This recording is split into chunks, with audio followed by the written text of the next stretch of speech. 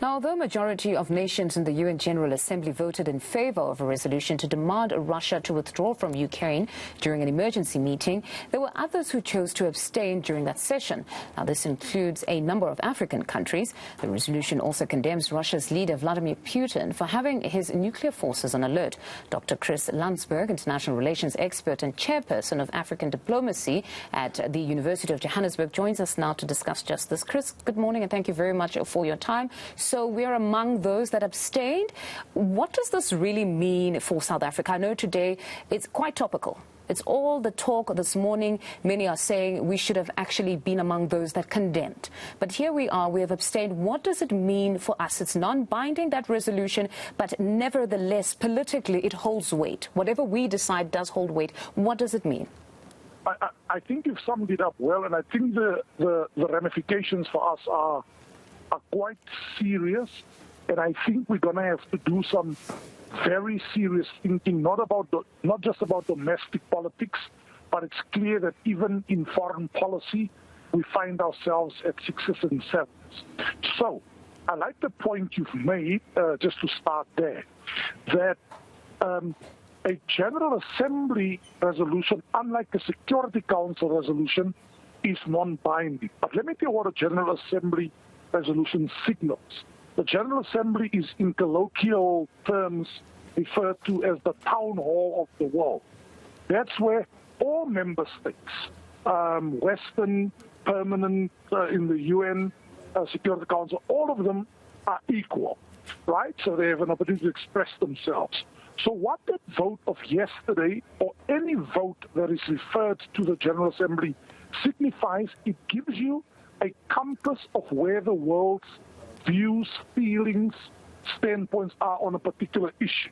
Now, given that 141, an outright majority voted in favor of condemnation and asking Russia to withdraw, we decided to go with 35 states, or 34 others, to abstain, and 5, including Russia, voted against. That puts us clearly at odds with the majority of the views. But your second question is the important one. Why did we do that?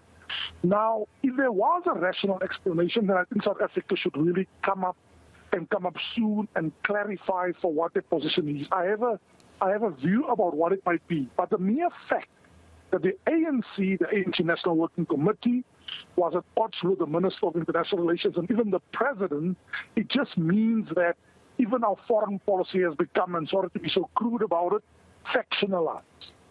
Mm-hmm. But I mean, if we had to now conflate party and state, because really essentially the ANC is the governing party here.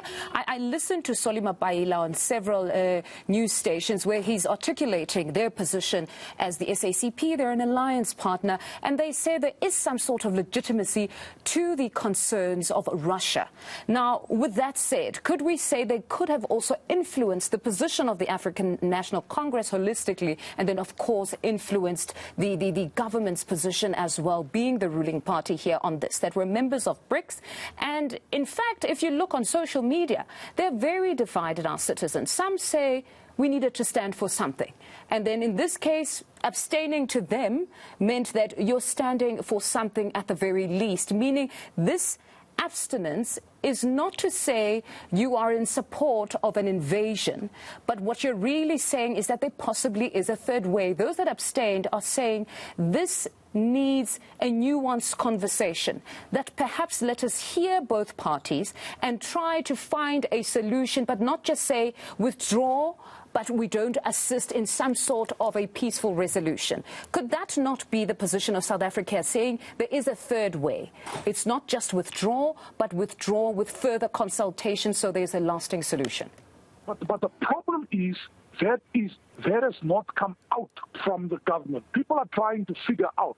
That's why we hear that people throwing in BRICS, and we throwing in historical nostalgia towards Russia. And by the way, Putin's Russia and the Soviet Union that gave the ANC sanctioning support are not the same. What I have to say on that point, however, and I would even say to Solly, there seems to be an historical overhang, a nostalgia clinging to what the Soviet Union did for the ANC that clouds our foreign policy. What South Africa needs is an independent position. Remember, here is a question that our ambassador couldn't answer, Pule Mabe couldn't answer yesterday. A simple question. Is what Russia did by an invasion, do you support it? You could say, no, we don't support it. We don't support any country going into another country, just like we didn't support the apartheid government going into the region.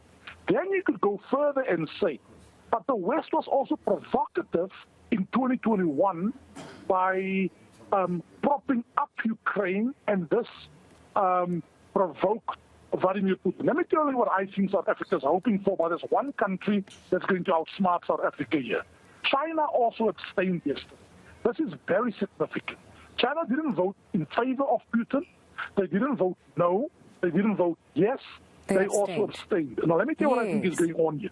China is positioning itself to come in the space of 10 days or so, and it will become the honors broker, the mediator, ceasefire, try and get Russia out, but get the West and NATO to make significant concessions by moving out of Russia's backyard. You asked the question to Ruth Meyer, does South Africa have the clout? I think we suffer from delusions of grandeur. We take ourselves so importantly that we think that we are going to be invited to mediate in this dispute. It's simply not going to happen. Can I just ask two questions to the president? And I don't mean this tongue-in-cheek. I'm being serious.